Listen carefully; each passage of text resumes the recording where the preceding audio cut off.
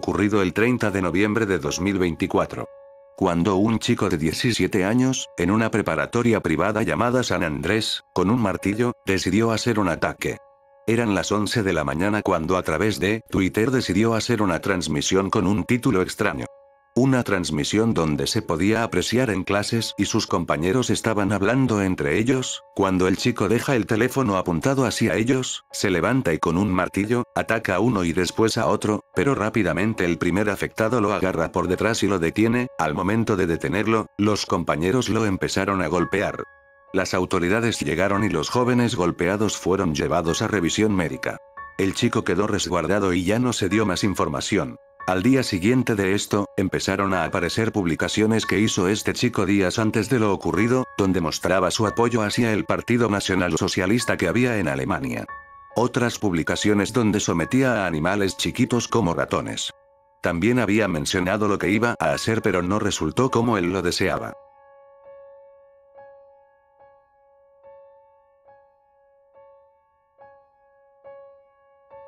Ocurrido en este año, en la colonia Jardines de Morelos, quinta sección. Ecatepec. Cuando algunas personas de la zona en un lote baldío, notaron la presencia de varios perros, pero uno de esos perros, en su hocico, tenía una cabeza humana. Los demás perros estaban en los demás restos. El video empezó a circular en redes sociales y alertaron a las autoridades. Fue llevado a forense pero hasta este momento no hay información sobre la identidad de la víctima.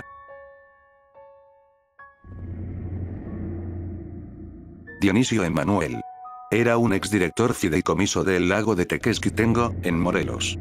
El 12 de marzo de 2025. La Fiscalía llamada Anticorrupción, aprobó y emitió una ficha de se busca a Dionisio Emanuel, quien se encontraba desaparecido, ya que lo están acusando de su posible participación en delitos de corrupción. Es buscado por la venta irregular de terreno que tuvo, ya que los pagos no fueron registrados como debía ser correctamente, así que fue un manejo indebido de los recursos obtenidos. Ahora vamos al momento donde los oficiales fueron a realizar cateo al domicilio de Emanuel, para realizar la orden de captura. Pero este no fue encontrado, pero durante el registro de la vivienda, encontraron un altar, donde habían cráneos y restos humanos. Eran el total de 6 cráneos. También habían objetos punzantes, velas y más cosas. Debido a este tal hallazgo se inició otra investigación, pero Emanuel no ha sido encontrado.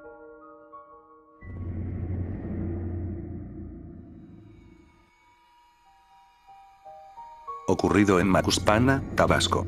Ocurrió en agosto del 2024.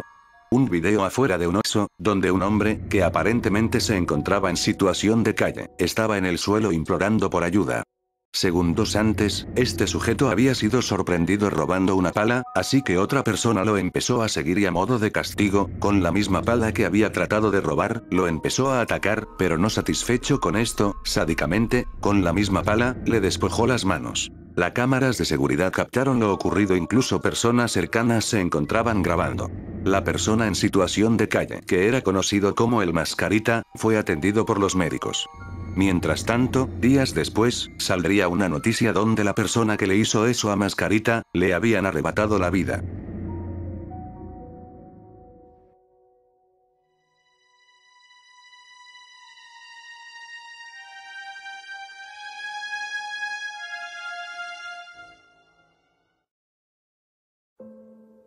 Ocurrió el 13 de febrero de 2025 en Chiapas.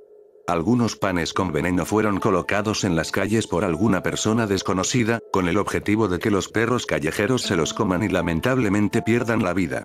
Pero este no fue el caso, ya que según medios, 3 hermanitos, de 10, 8 y 6 años, se dirigían a la tienda cuando se dieron cuenta de los panes y decidieron comérselos. Luego de que estos niños no regresaran, fueron a buscarlos. Y cuando los encontraron, ya se encontraban bajo los efectos de los panes. Pero más tiempo después, lastimosamente perdieron la vida.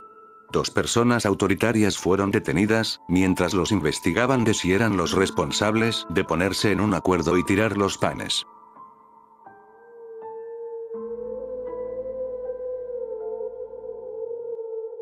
Ocurrido en el año de 2024, en medio de la violencia por parte de los grupos criminales. Cosa que expliqué en un video anterior. Esto ocurrió cuando el presidente de ese momento, Manuel López, se había presentado en Sinaloa, donde inauguraba una nueva presa en Rosario. Pero con esta visita, los grupos criminales decidieron hacer algo para dar una especie de bienvenida al presidente. Ya que ese mismo día en la noche, se reportó un vehículo abandonado, que a los lados de él, decía, "Bienvenidos a Culiacán". Adentro de ella contenía 6 personas sin vida. 2 de ellas eran padres de familia. Eran 6 personas de sexo masculino, algunos ya tenían denuncia de desaparición hace días. Ocurrido en el año de 2022 en Chilapa, 31 de marzo. Las autoridades fueron informadas sobre un terrible crimen, un reporte sobre un vehículo abandonado en plena calle, vehículo que arriba tenía 6 capas. La policía llegó al lugar donde localizaron el vehículo, quien contaba con lo ya mencionado, pero adentro del vehículo, habían 8 bolsas, que contenían restos humanos. También había una lona donde estaba escrito lo siguiente. Esto les va a pasar a los que anden haciendo tonterías, en Chilapa está estrictamente prohibido consumir y vender cierta sustancia ilícita, también secuestrar, cobrar piso y robar. Todos estos delitos tienen pena capital y las reglas se cumplen porque se cumplen. Las víctimas habían perdido la vida 5 días antes. No encontré información sobre la identidad de estas personas, todo esto fue por parte de un grupo de crimen organizado.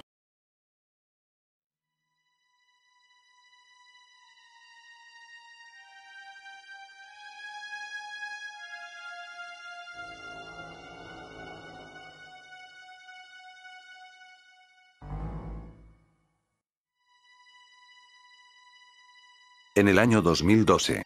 24 de abril, México se encontraba con una jornada violenta de crímenes, uno de estos fue cuando unas personas, que iban a bordo de un vehículo, lanzaron un explosivo especie de granada contra la sede policial local. Este ataque dejó a una persona herida y un automóvil calcinado y otros dañados. Tras este suceso varios policías empezaron a llegar a la zona, aumentando la presencia policial en la ciudad fronteriza, cosa que le puede llegar a afectar a algunos grupos criminales. Los policías no lograron capturar a los responsables de este crimen. Hasta el 5 de mayo del mismo año. Cuando a la 1 de la madrugada, en Nuevo Laredo, en el barandal de un puente, encontraron a 9 personas colgadas, a vista de todas las personas que transitaban ese lugar. Estos fueron localizados por militares, eran 5 hombres y 4 mujeres y presentaban signos de haber sufrido antes de esto. Unas horas después encontrarían a 14 personas más adentro de un vehículo, todos totalmente sin vida. En el puente había una gran manta, que pertenecía a un grupo de crimen organizado, como respuesta al grupo de crimen organizado rival, que tenía escrito que habían hecho esto por calentar la plaza, atrayendo a varios policías con los ataques anteriores, y que las personas que estaban allí, eran responsables de los ataques con explosivos ya mencionados.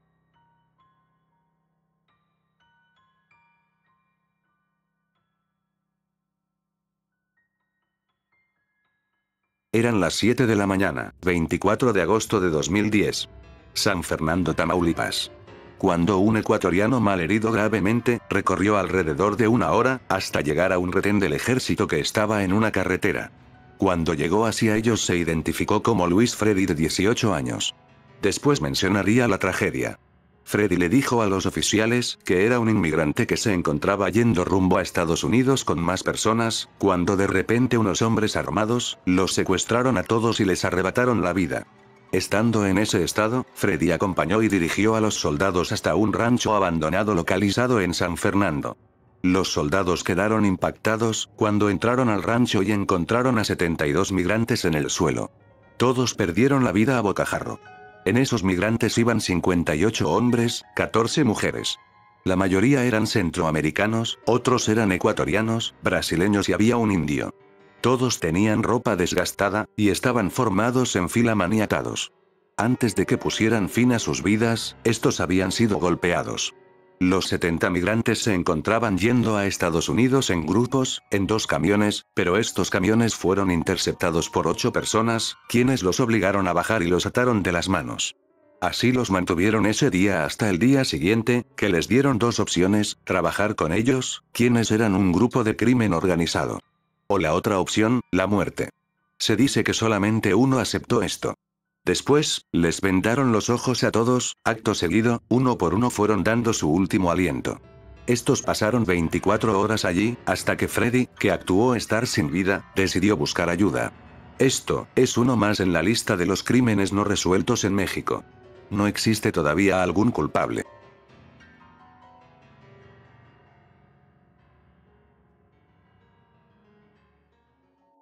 5 de marzo. Integrantes del grupo Guerreros Buscadores, un colectivo que se formó el año pasado, encargado de buscar familiares o personas desaparecidas, aseguraban que en Jalisco, había un rancho llamado Rancho Izaguirre, donde afirmaban que ahí hubo actividad criminal por parte de los grupos criminales, y que algunas personas desaparecidas deberían de estar allí. Con un grupo de alrededor 40 personas, decidieron ir a ver qué había, no se podían quedar con esa duda, mencionaban. 6 meses antes en ese lugar, hubo un enfrentamiento de la Policía Nacional contra un grupo de crimen organizado. Por ende, la Fiscalía de Jalisco tuvo que haber realizado algunas investigaciones. El grupo de personas ingresaron al rancho, mencionaron que no había cintas de acordonamiento, ni cadenas ni candado. El grupo mencionó que habían puesto en peligro sus vidas, por si adentro hubiera habido personas armadas, pero a sus suertes, no había nadie. Varias personas de este grupo visitaban muchos lugares así con la esperanza de encontrar a sus familiares y darles un entierro digno y al fin encontrarlos. Al momento que ingresaron al rancho, el grupo se dividió para investigar en las bodegas del lugar. En el lugar encontraron muchos casquillos de bala, cargadores de artefactos de fuego. Otro grupo encontró mucho calzado y mucha ropa de todo tipo. Estos grupos empezaron a excavar en el rancho, cuando encontraron a la primera persona, debido a este encuentro siguieron hasta buscar más. En lo que ocurría eso, en el sitio fueron encontrados alrededor de 400 objetos personales, como ropa, mochilas, zapatos. También habían muchos huesos y más cosas similares. Todo esto estaba siendo ocultado bajo una losa de ladrillo y otra capa de tierra. La Fiscalía de Jalisco supuestamente había hecho una investigación y después informaron que no había indicios de que hubiera actividad criminal. Cosa que indignó a todas las personas. En el rancho encontraron 3 hornos crematorios. La líder del colectivo de búsqueda mencionó. Aquí era una finca de adiestramiento, al parecer aquí hacían los pozos, quemaban y tapaban de vuelta para ocultar todo tipo de evidencia. Se dice que por este rancho, pasaron alrededor de 1500 personas, que lamentablemente están sin vida.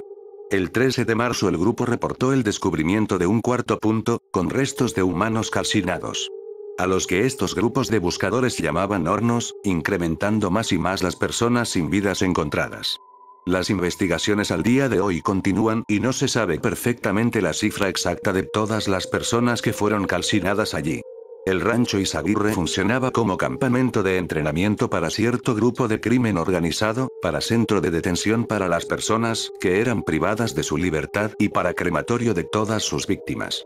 Se dice que todas estas víctimas eran reclutadas por anuncios de trabajos como guardias de seguridad u otro, donde les ofrecían una cantidad buena de dinero.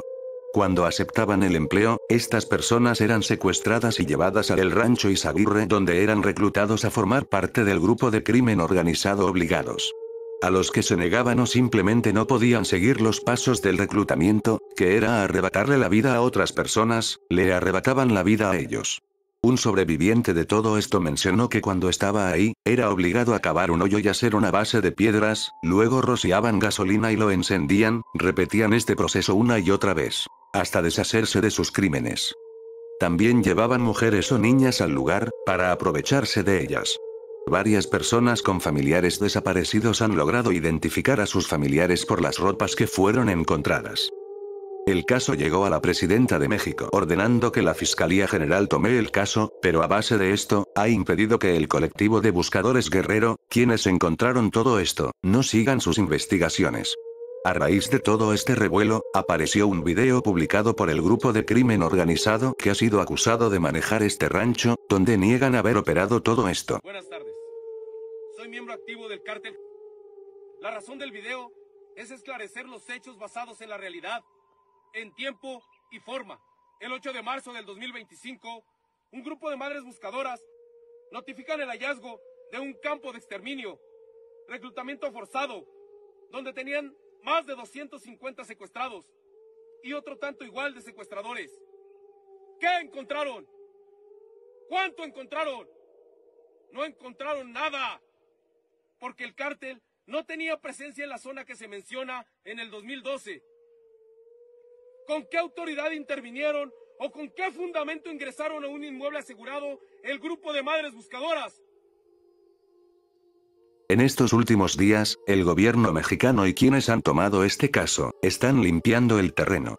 También mencionan que se llevaron todas las pruebas de lo ocurrido, como las prendas de vestir, todo lo que podía ayudar a reconocer si ahí estaban familiares desaparecidos. Este caso sigue en investigación, se cree que hay la suma de 1500 víctimas en ese lugar.